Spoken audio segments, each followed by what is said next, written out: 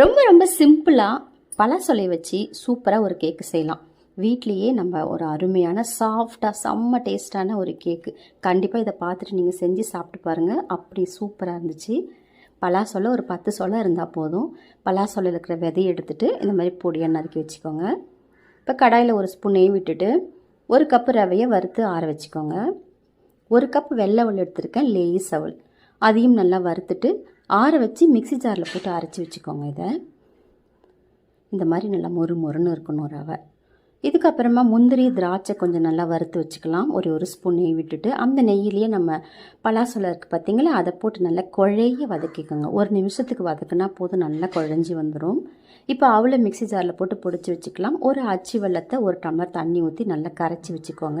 இப்போ ஒரு பாத்திரத்தில் வறுத்த ரவை, பொடிச்ச அவல், பலாசொலை, முந்திரி திராட்சை, ஒரு பிஞ்சு உப்பு சேர்த்துக்கோங்க. கொஞ்சமாக ஏலக்காய் சேர்த்துட்டு நம்ம கரைச்ச வெல்லத்தையும் சேர்த்து நல்லா கலந்து விடுங்க.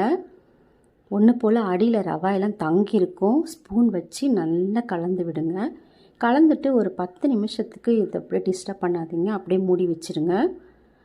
அந்த சர்க்கரை தண்ணி அந்த அவல் ரவாயோட சேர்த்து நல்லா ஊறி போய் நல்லா சாஃப்டாக வந்துடும். ஒரு 10 நிமிஷம் கழித்து பாருங்கள் எவ்வளோ சாஃப்டாக இருக்குது பாருங்கள்.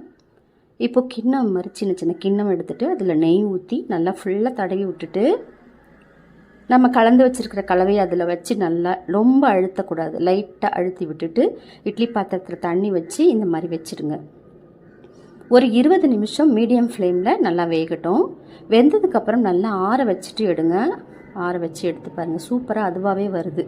அவ்வளோ சாஃப்டாக இருக்குங்க. கண்டிப்பாக செஞ்சு சாப்பிடுங்க. ரொம்ப ரொம்ப டேஸ்டான